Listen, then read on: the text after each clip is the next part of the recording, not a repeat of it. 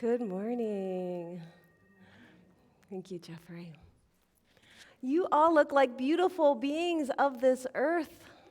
So good to see you, and thank you for joining us this morning. My name is Reverend Deborah Bennett, and it is my delight to be the minister here. And one thing I love about Unitarian Universalism, well, there's many things, but one thing I especially love is that we mix it up once in a while.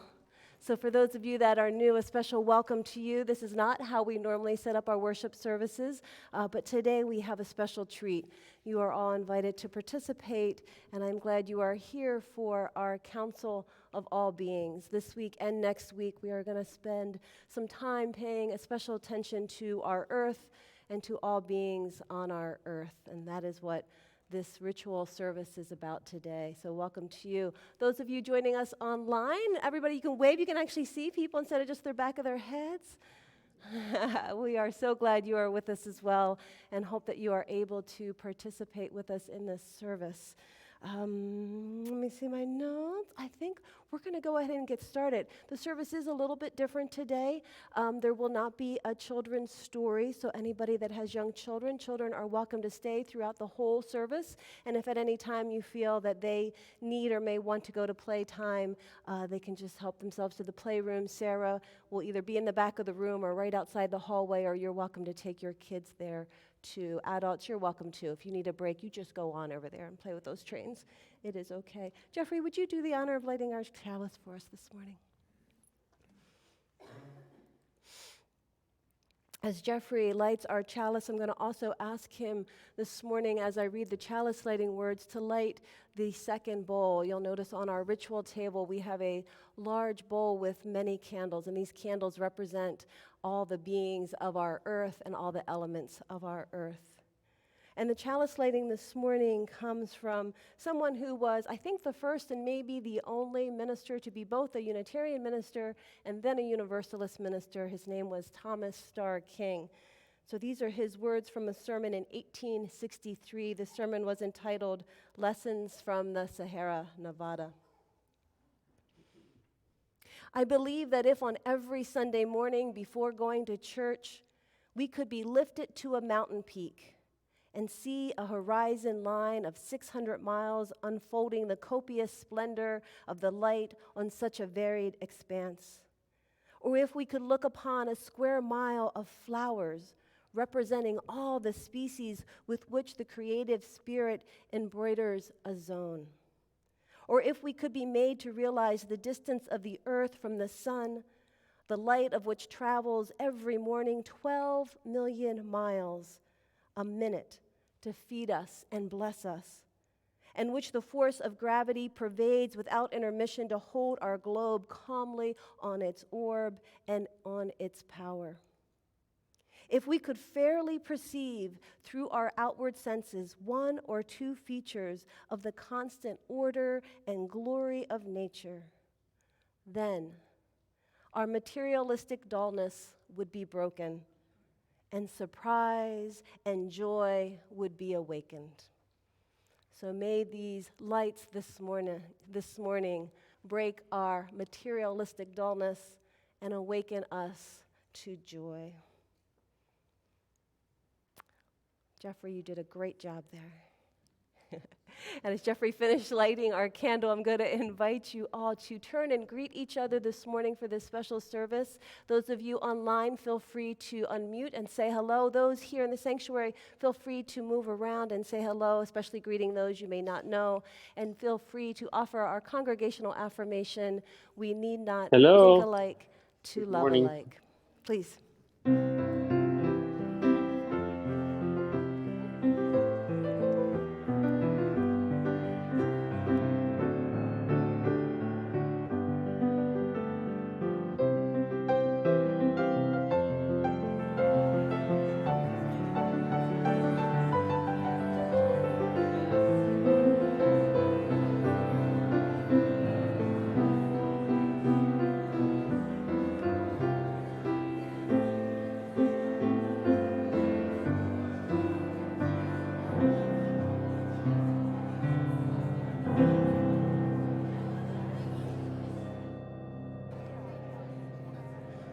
All right, my friends.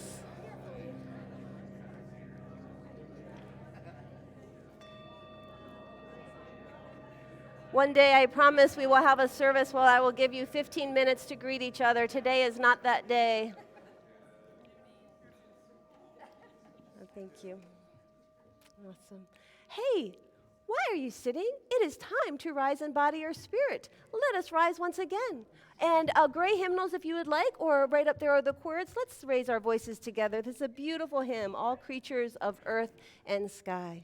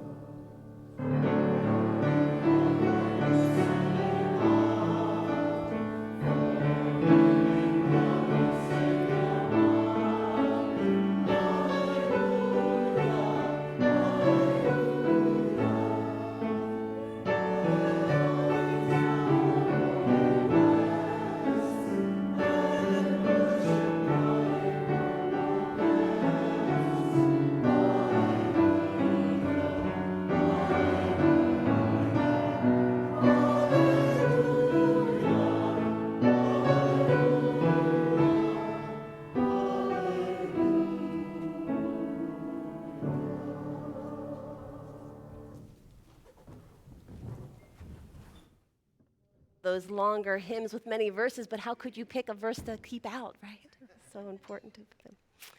This is our time in our service where we take some time to share our personal joys and sorrows. There is a yellow book. I know it used to live up here, and I moved back there, so some of you may not have seen it. It is going to be in one of those two places every morning, so do look for that, and you're able to write anything that you would like to share. As well as you can come up to our candles of care table and light a candle for someone you are holding in your heart.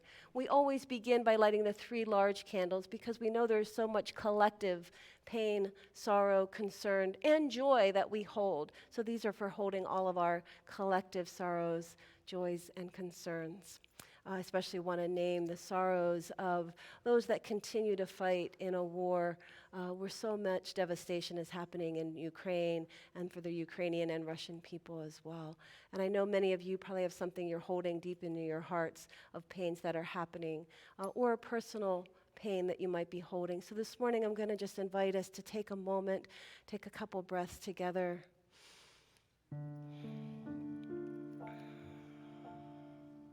And let whatever that is inside of you rise up. And if it is the name of a person that you would like to hold in your heart, I'm going to invite you to say their name out loud so that we can also all hold them with you. Go ahead and say their name out loud. Ronnie, Judy,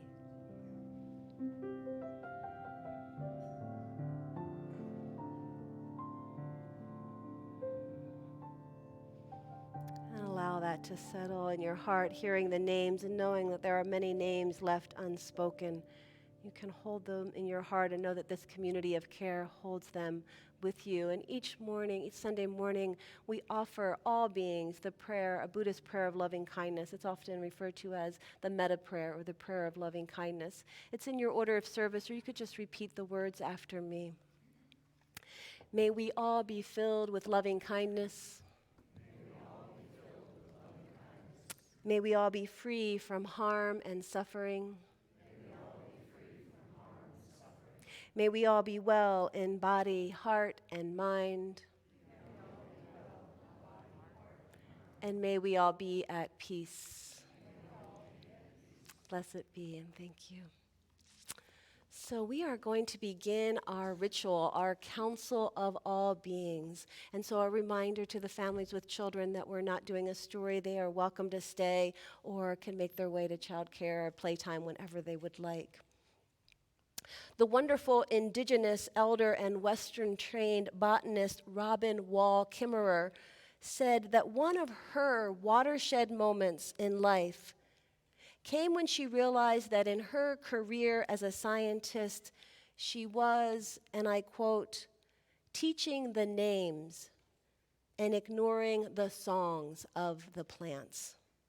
She realized that she indeed was missing something.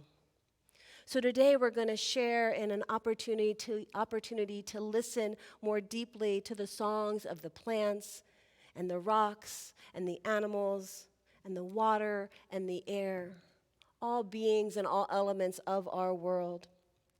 When I first heard about this thing called a council of all beings, I thought, what a wonderful idea. Wouldn't it be amazing if there was a United Nations that truly had the nations of all beings represented? Right? Imagine a room where the water and the air and the plants and the trees and every animal species sat in a circle. Imagine how different the policies of this earth would be if that was the case. Well, this morning is our very small, humble attempt today to give voice and to listen as a council of all beings. The ritual we share today is an adaptation of a ritual created in 1985 by Joanna Macy. Some of you may have heard of her. And a man named John Seed. Joanna was in Australia doing workshops on social and environmental activism. And John Seed was the founder of the Rainforest Information Center there. After one session, John took Joanna to one of the last vestiges of Australia's primordial forest, saved from the timber companies by blockades mounted by John and his other fellow local protesters. As Buddhists, they both resonated with the core teachings of interconnectedness and realized they wanted to create a workshop that gave people the experience of interconnected listening. So together that day, they invented the Council of All Beings. Now, in its full form, it is a whole weekend workshop. So you can tell this morning in the next half hour, we're just going to get a tiny taste of this. And maybe someday we as a community decide we want to host a weekend-long event. Joanna Macy is now 93 years old. If you do not know her, I encourage you to look her up. She is still a vibrant, wonderful teacher and has deep care for our relationships with all on the planet. So let us begin. I'm going to begin by calling in our ancestors to be with us today.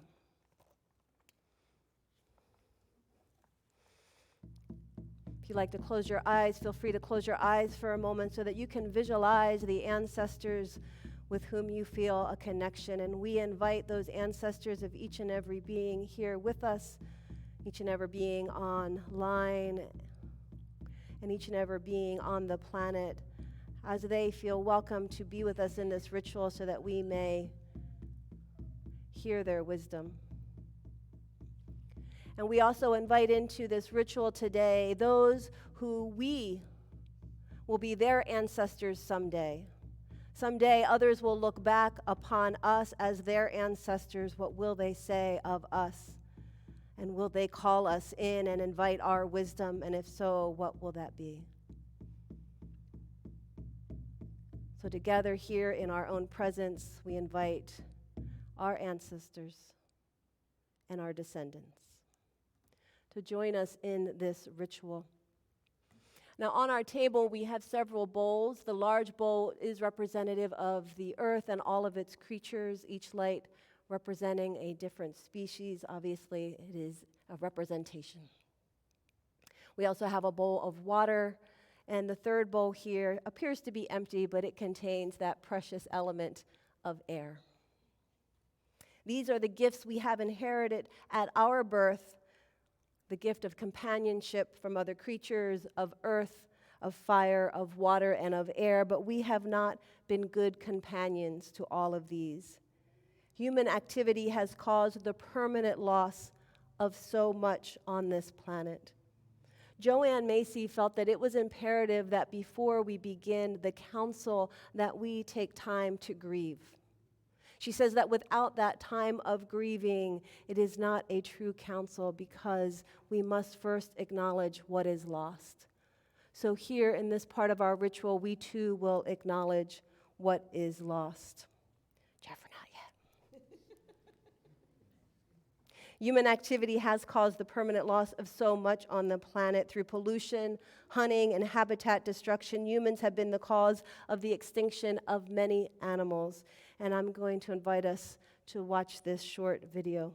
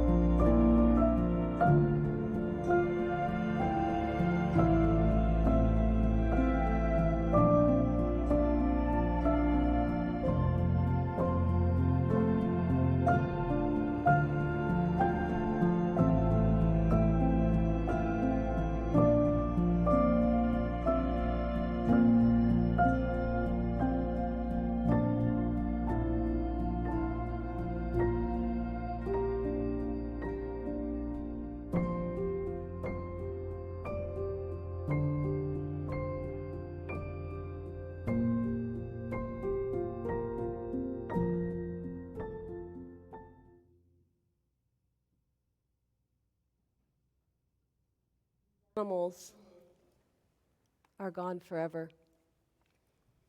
We do not get these animals back.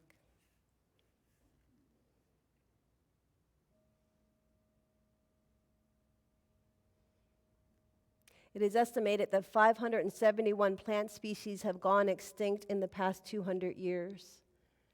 We do not get these precious plants back.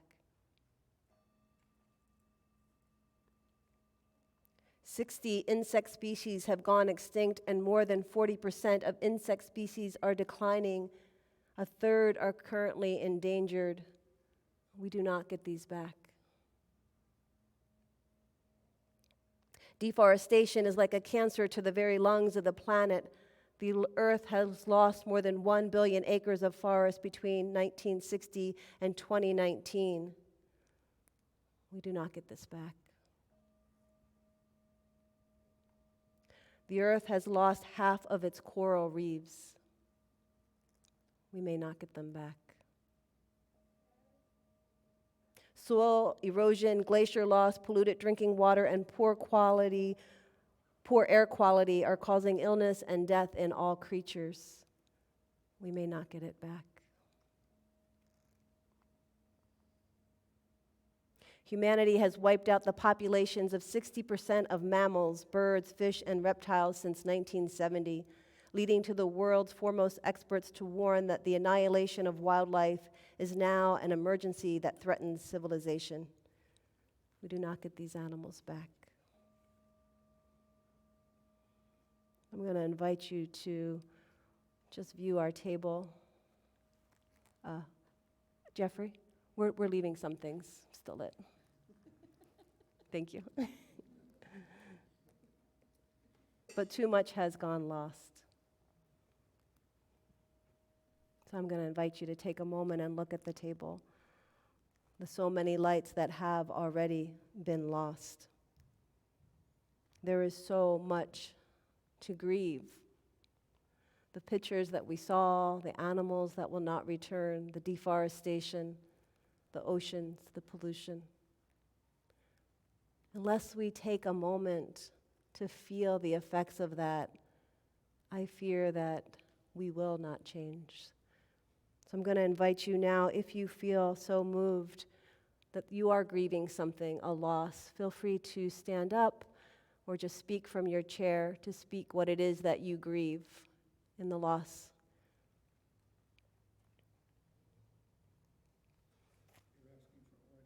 Yes, please.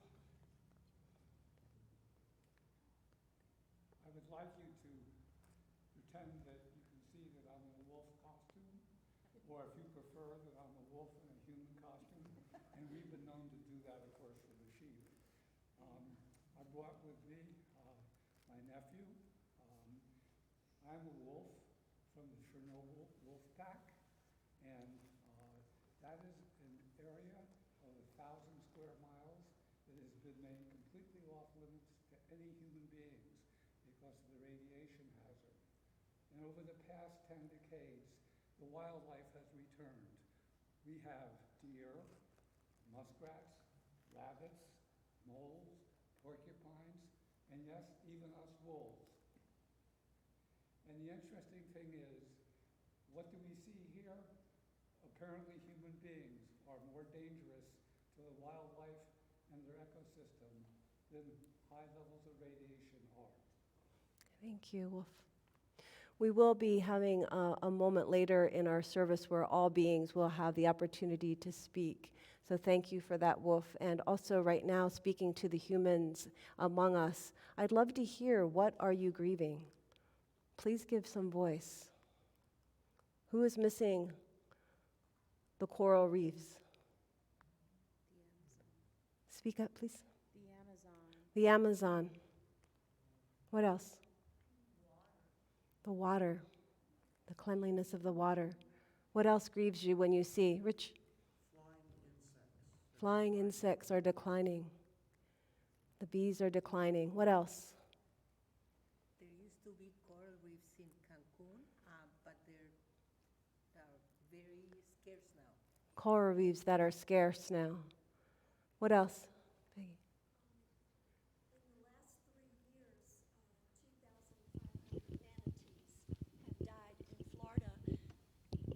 because of the polluted waters. They only eat grass at the bottom of the rivers, and the grass can't grow now because the waters are so polluted. We are losing our manatees. Please. The southern Florida cougar. Karen. Monarch butterflies. Karen. Butterflies.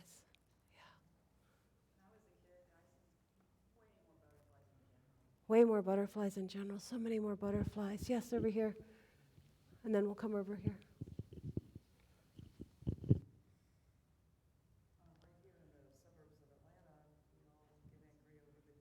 Coyote, well, they're coming out because we're building so many houses. Yeah.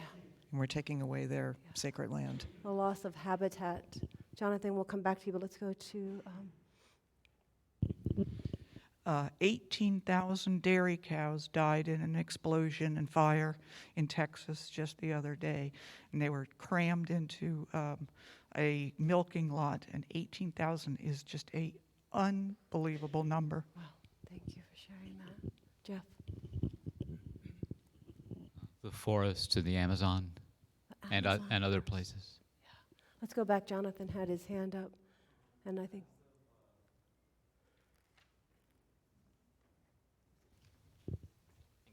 And I don't want you just to hear the words as we're doing some report for school. I want you to feel it.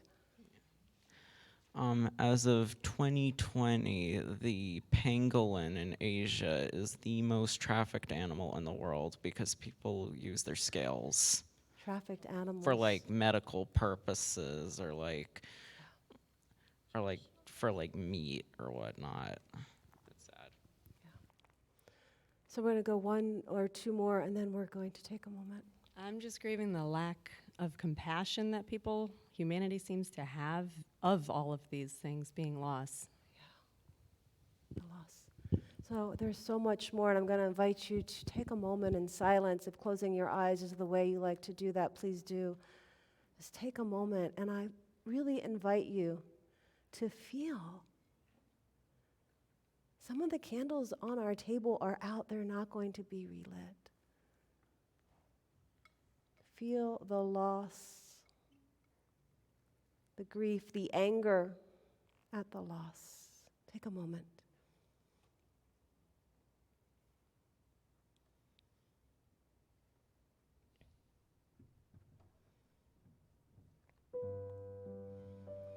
The chalice is dry, not a drop in it. The oceans are dense with oil, the rivers are filled with chemicals, the forests are barren and dry. The people are walking with hooded faces. The wind has a rancid smell, the carcasses of animals rot on the road. There are no vultures to feed on them. The meetings don't stop, nor does the talking, while the clock keeps ticking away. Take a breath. Allow yourself to feel the grief and the anger as it is real.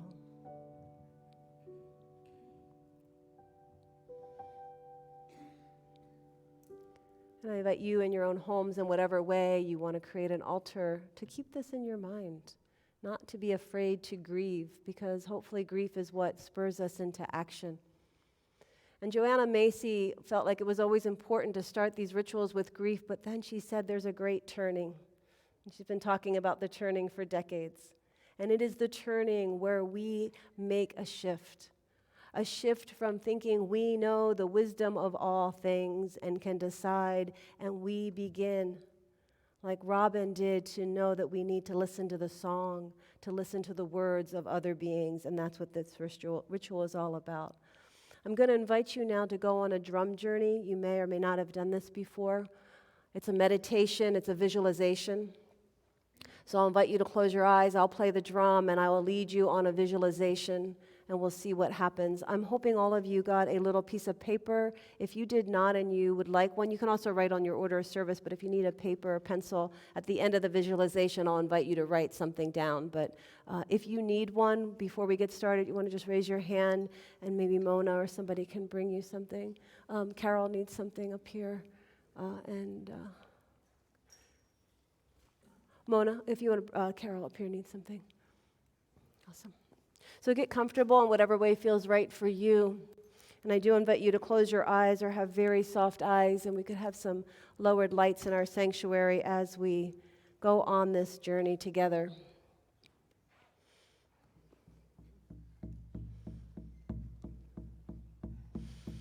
Taking a breath.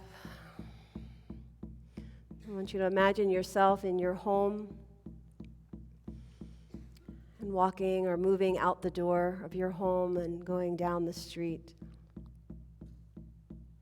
You look to your right and you see that there is a wooded area. You may not have noticed it before, but it's there. And you see a path. So you leave the paved road that you are on, the paved sidewalk.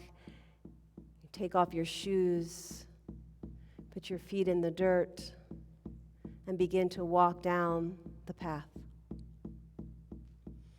You are surrounded by trees, sun, wind. Up ahead, you see a big, big tree, and so you move towards it. You see that the path is heading right into the tree, and you notice that there is an opening, so you enter into the tree. As you enter into the tree, you see before you a long set of stairs, winding stairs, so you go down the stairs, down the stairs. When you get to the bottom of the stairs, there's a large room, and on the other side of the room, you see a door. You can hear some sounds coming from the other side of the door, so you walk across the room, open the door, and walk in. As you walk into this big cathedral-like room, it looks like you are in a large field, and in the field is every animal, every insect, every bird, every plant is gathered there. And you see a stream's running right up through the middle of the gathering, and there's a path beside the stream, so you follow the path. You hear your name being called towards the front of the room, so you walk the path towards the front of the room. And when you get to the front of the room, you are directed to sit beside. No, you are directed to kneel beside a being of this earth. Kneel there now. It may be an animal or a plant or an element. Who is it that you sit beside? This being has a few things to share with you. First, they want you to know how things have been going for them in this world with which we share. So they lean in and they tell you, here's how it's been going for my clan. You listen. What do they say? What do they say?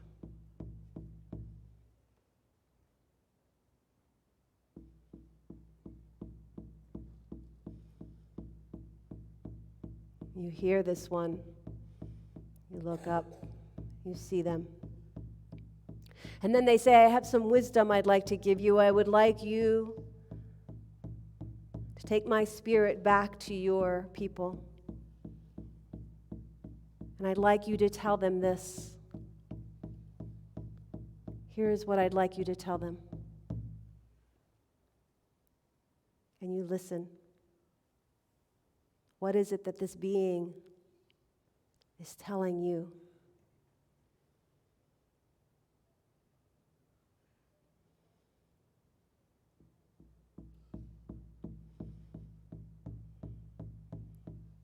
You hear them, and you hold the words in your heart. Before you leave, they say they have a gift for you. You feel a little embarrassed to take a gift from them, but you hold out your hands, and they place a gift in your hand. They say, this is a gift so that you will not forget your time here. And they tell you to go back and take their spirit back with you to talk to the humans. And so you make your way back out, across the field, back out the door. You walk up the steps. You take a step outside of the tree.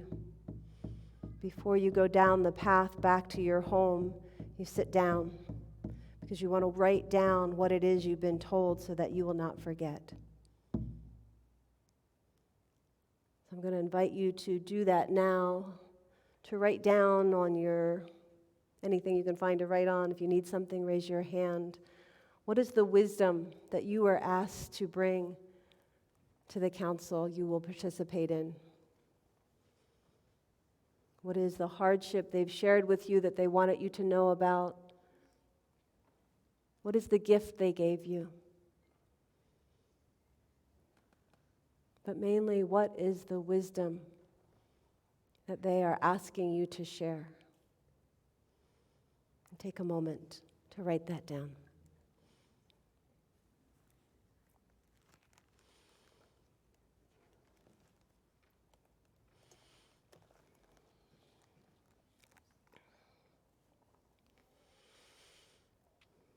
So we are going to have our own council here now. It's going to be a council where you are invited to embody and be that being who you connected with on your journey. And you are going to be invited to speak to the humans so that the humans can hear your wisdom. So first, I'd like to ask for 3 volunteers to be our human representatives to come and sit here. We will all be listening, but these especially will be our listeners as the humans.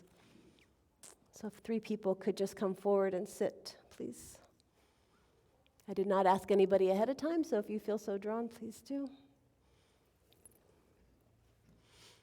Thank you. One more person, please. Perhaps a female-identified person.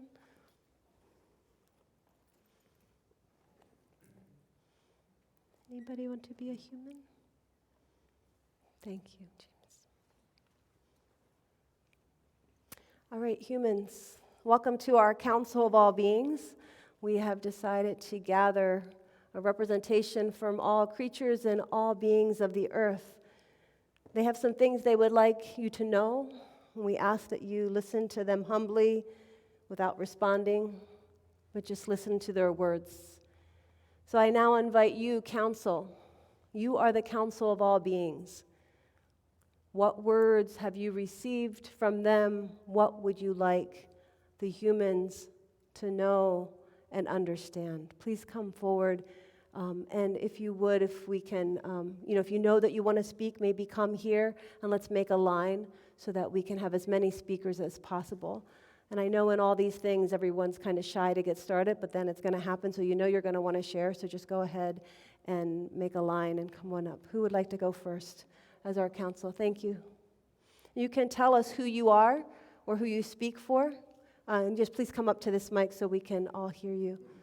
So please share who you are, who you speak for, and then speak to our human brothers and sisters. They need to hear. Oh, you can take a turn, but right now you're a human. Okay. Could we get a mic? Thank you. I'm a polar bear. I'm a polar bear, and I'm up there close to the North Pole, and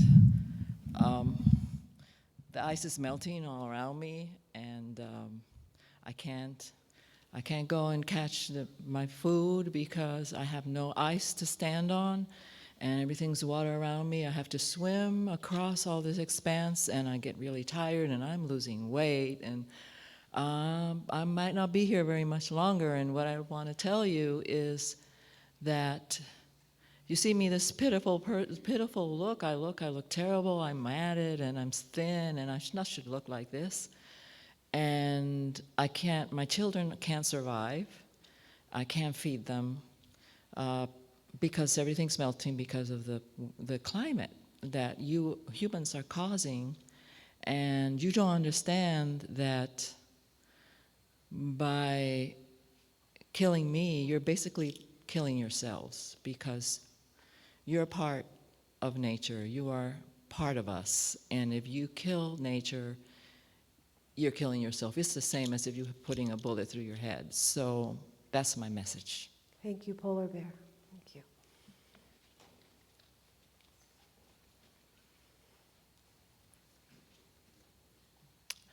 I'm a giraffe. I just love the gracefulness of giraffes. But what I need to tell the humans is that the humans need to stop all this divisiveness in this world, and we need to come together so that we can continue to thrive.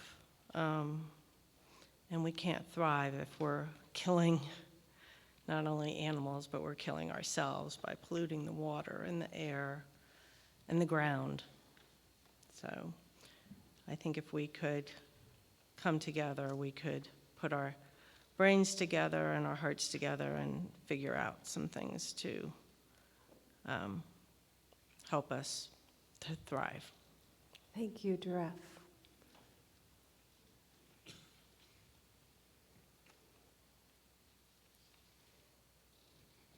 I'm a deer. I've lived in these woods, and the woods are going. Housing developments are going up. The waters are being polluted. The trees are being taken down. And what I want to say is that the humans are saying in the subdivisions and developments that the deer are overpopulated. But I think that the human race is overpopulated.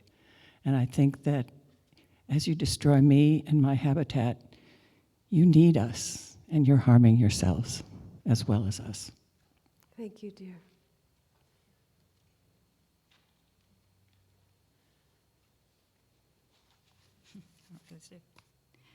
I'm an Irish wolf. The Irish word for wolf is mactira, which is son of the land. As wolves are top predators, before all the wolves were taken off of Ireland, there used to be forests. Now there are just wolves in a few protected parks. They're vital to the ecosystems. They keep the ungulates under control. And that allows the bushes and trees to grow, protecting niche habitats like forest, wetlands, and scrublands, which affects everything: birds, rabbits, butterflies, insects, fish, otters, ducks, reptiles, amphibians, weasels, foxes, badgers, and raptors, and people. Thank you. Thank you, Wolf, for joining our council. I'm a coyote. I'm hungry. I have nowhere to go, nowhere to live. I have nowhere to be safe. I'm chased. I'm hunted. I'm blamed. I just want to eat. I just want to hunt.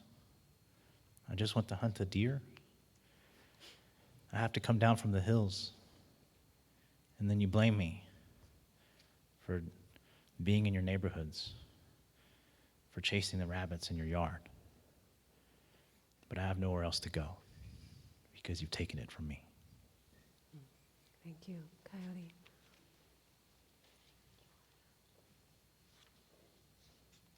Well, I would like to start saying thank you for the food in the winter time. I'm a bird.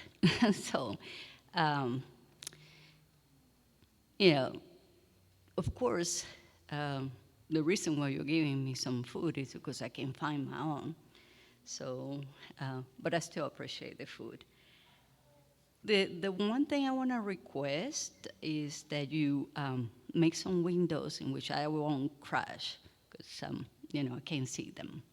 But and let's keep that air a little better. Thank you. Thank you, Bird. Goss.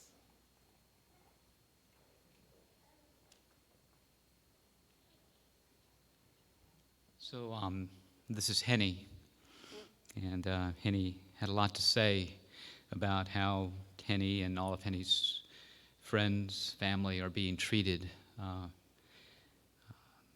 don't know if you know, but especially the male chicks that aren't needed in our food production, our factory farming, they are pushed to the side into a barrel, and they crush each other, they suffocate, or they're ground up live. Henny is kept in a cage. Beak is cut, no anesthetic, because they're kept so close together. But they would normally they scratch, they peck, but they have to cut off their beak so that they can't harm each other, so they can be kept in these small spaces. And we have alternatives now. You know, at one point it was important to maybe eat animals, but now it's not necessary. And so Henny's words to me were, now is the time. Please look more deeply. Please look more deeply. Think of Henny's friends, not food. Thank you for being here. Thank you for listening. Thank you, Henny. I know there's probably others that want to speak in our council. Humans, thank you for listening. Did you want to speak? No, it's not a delay. I'm going to be a human for a second and let you speak. So you can't, excuse me, you can't live without me. The earth, the living earth, cannot live without me. I'm water. I travel the earth, I rise into the sky, I pick up whatever it is that's in the air, I fall back to the earth. I used to be able to soak into the earth, move toward other bodies, and the cycle starts all over again. Now I'm welcomed with just hitting hot asphalt, metal, concrete. I can't do my job. I can't get filtered through the earth. I can't support life. Help. Ooh, anywhere you would like. That's a powerful way to end this part. Thank you for joining us. Water and earth and fire and air and all the animals, all the plants, all the insects. I know there's many more voices to be heard. And I invite us, after we've had this just tiny little taste of this ritual, to consider whether we would like to create a longer ritual to really give voice. I will tell you, that moment I just spent sitting in there, having them talk directly at me, was really powerful. So I invite you to hear those words of other beings as you speak them. I'm going to offer these words from Thomas Berry. Thomas Berry is a Catholic priest, cultural historian, and self-described geologian. And he once said, "Our own future is inseparable from the future of the larger community that brought us into being." Our future is inseparable from the larger community that brought us into being. The human venture depends absolutely on the quality of awe and reverence and joy in the earth and all that lives and grows upon the earth. So may we continue to be good listeners of the songs of the plants and the animals as we celebrate this beautiful blue boat home. Humans, you may return. Thank you.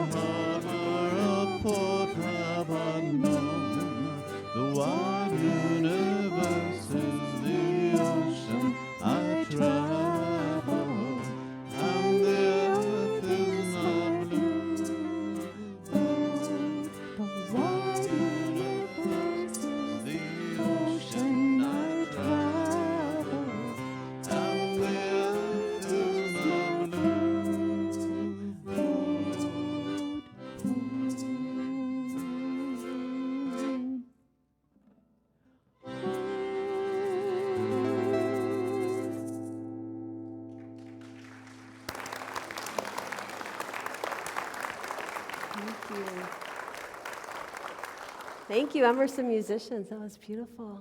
We have a special guest for our Share the Basket. Ginny, would you like to come up and introduce? Yeah, but where should I be? Right here is just fine. Okay. Very good.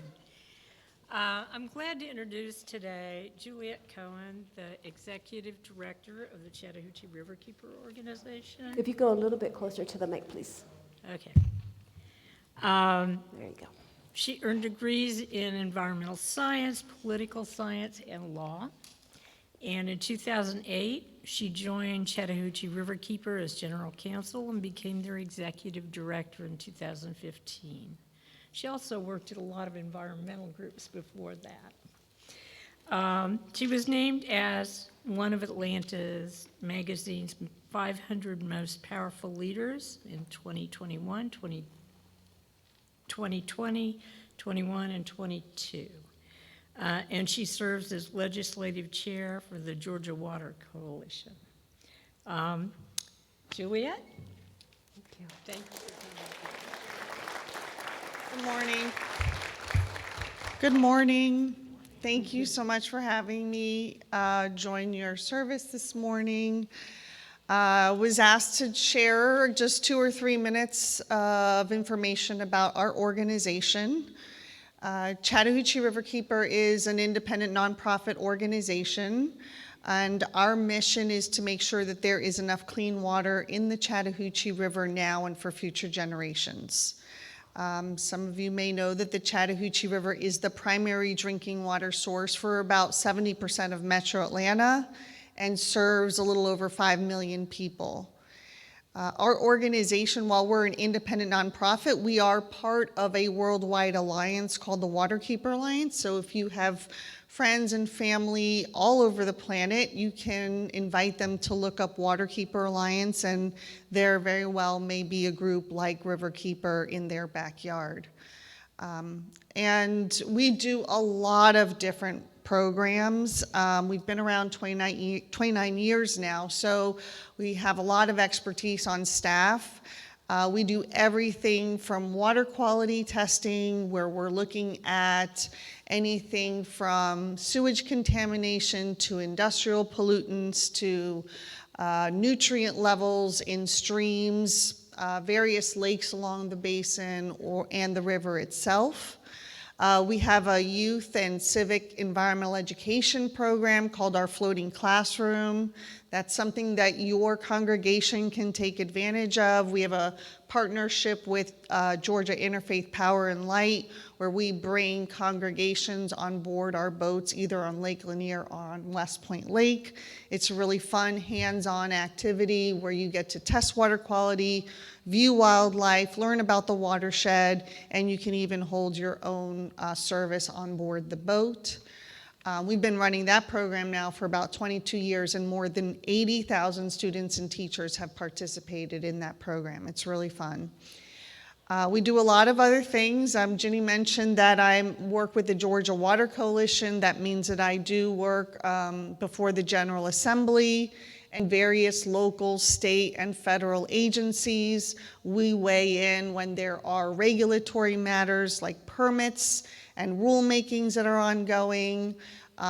Sometimes we engage in litigation when push comes to shove to protect our resource. So we really do a lot of different things, and there are several ways for people to get involved.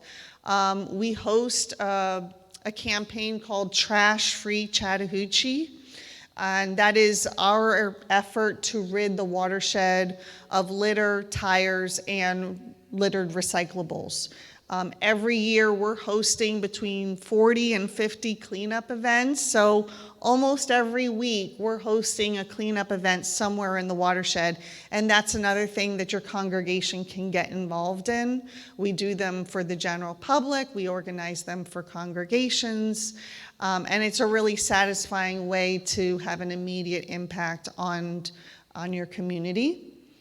And one more thing I wanted to mention, actually 2 more things. Our water testing program does have a volunteer component. It's called Neighborhood Water Watch. It is a bit of a more longer-term commitment. We ask people to bring water samples to us on a weekly or bi-monthly basis. And that's an opportunity. We have more than 135 volunteers who are doing that every week. And then the last thing I wanted to mention, if you're not familiar with Protect Georgia already, I really encourage you to go home and Google Protect Georgia. It is an advocacy platform where the Georgia Water Coalition puts out calls to action on important issues that affect our water resources. Everything from protecting how we manage water in the river system in terms of sharing it, as well as trying to protect important resources like the Okefenokee National Swamp. So Protect Georgia is an easy way to stay keyed in to what's happening in terms of environmental protection, especially clean water protection in the state. And it's pretty easy to find, just protectgeorgia.org. Thank you so much. And y'all have a wonderful day. Thank you. So we will pass the baskets right now. Please be as generous as you are able for the Chattahoochee River Keepers.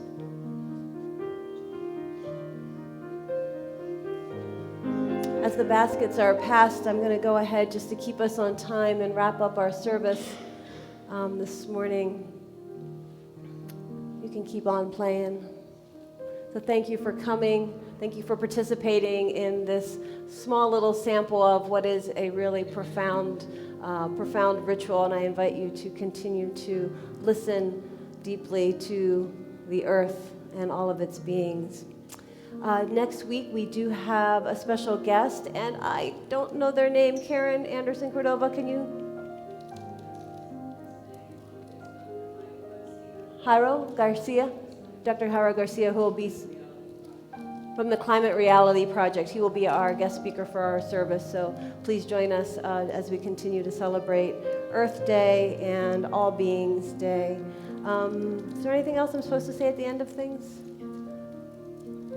Join us next week. It was a pleasure to... Oh, we have second hour activities. Children will have their RE classes, and we will gather here for our service reflections, and I know there's a few other opportunities that are listed in your order of service. But before that, please join us in our fellowship hall. I think we're supposed to go out this door to get to the fellowship hall and join us for some refreshments. Thank you for coming. Go now in peace and take peace wherever you go. Oh, let's chalice later. Let's extinguish. I kind of want to keep it lit because you extinguish so many things over there, but let's extinguish this flame, but not the light of truth, the warmth of community, or the fire of commitment. These we'll carry in our hearts and out into the world until we are together again. Thank you. Go now in peace and take peace wherever you go.